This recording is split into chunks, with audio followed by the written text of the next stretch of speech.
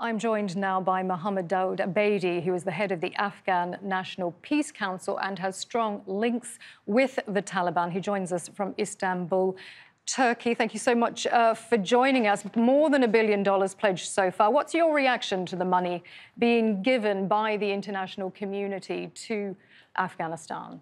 Thank you for having me. First of all, we'd like to thank the international community for such a generous donation for the humanitarian cause. It is very important that this assistance should get to the hands of Afghan people as soon as possible, because as the world knows, there is a very immediate need for cash flow, for food, and for jobs. And without this kind of pledge and this kind of assistance, the situation might get out of hand, and Afghan people in general will be hurt due to lack of food, the work, job, cash flow, and all that. So we would appreciate if these pledges really take action and get into the hand of people today, not tomorrow. But, I mean, it's not enough, is it, to lift Afghanistan out of the crisis it's in? Absolutely, it's not enough. This is just a drop in the bucket. Hopefully, the international community understands that Afghanistan has $9.4 billion seized at the moment. That should be released immediately to the Afghan caretaker government. So, do you understand that donors might do that, or they might give more if they trusted the Taliban at its word? Well, the foundation for the trust has been established by the Islamic Emirate of Afghanistan. As you know, in the past 43 years of war in Afghanistan, we used to have at least 200 to 300 killed per day and at least 1,000 more injured. That foundation has been laid. Now we need to build on that foundation. Security has been established in Afghanistan, and you cannot have any kind of reform or investment or social services to the people unless you do have security, which now the Emirates of Islamic of Afghanistan has established that possibility. Okay, you say security has been established, but the UN is saying that its workers have been intimidated and harassed. We're hearing reports that journalists and women have been beaten with whips and batons. How is the international community expected to believe the Taliban is committed to human rights when it hears and sees reports like this? Well, we must understand that, first of all, if there is any discrepancy in the security of the international community, that's regretful. The Islamic Emirate of Afghanistan has announced many times and many months ahead that all humanitarian aid, UN and embassies are secured, and we will establish security for them to do their. So you are giving assurances to the UN and the international community that the Taliban will allow this aid to get through and that it will allow the safe passage and the free movement of humanitarian workers operating in Afghanistan?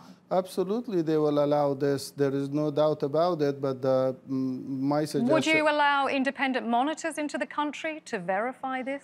My suggestion would be that this assistance should be through the government of Afghanistan, so there is someone responsible for it. If these assistance are being distributed through a non-governmental channel, then there is no one to hold responsible for. While they hold the Afghan government responsible and the assistance is given to someone else, that doesn't really assist and doesn't really hold back, because we need to have the government be established and stronger, so the government could have much more authority on distribution and also being responsible to the international community, as well as being accountable for the assistance that is coming. We do have these failed experiences in the past 20 years that a lot of money and wealth and food and many other assistance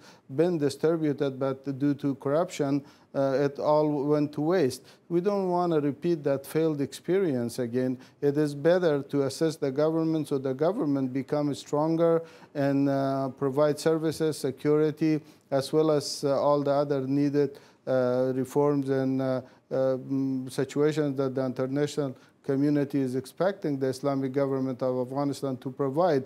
For example, you just mentioned that the journalists were beaten. First of all the Mujahideen of Islamic Emirate of Afghanistan have not been trained how to control a demonstration that it is illegal without any permission.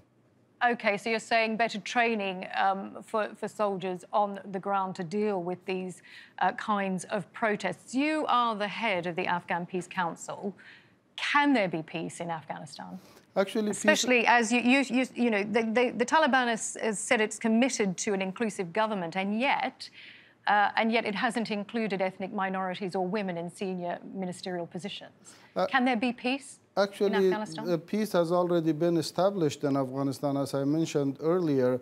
Now, the matter of inclusive government, in any part of the world, we don't see that governments are established based on ethnicity and gender. In the United States, here in Turkey and many other places, there are many tribes, but there is no such a thing. What we prefer is qualification. Yes, inclusive government by qualification, by being able to do the job. If someone is appointed to a ministry, he must be the person to rule that ministry and direct it to the way that people could benefit. I don't think there will be any benefit to anybody if the person is from a certain ethnic group while he cannot do the job. That will be a disservice to that group.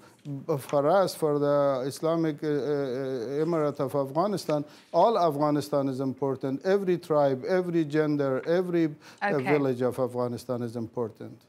Okay, Mohammad Daoud Abedi, head of the Afghan National Peace Council, thank you for taking the time to speak to TRT World.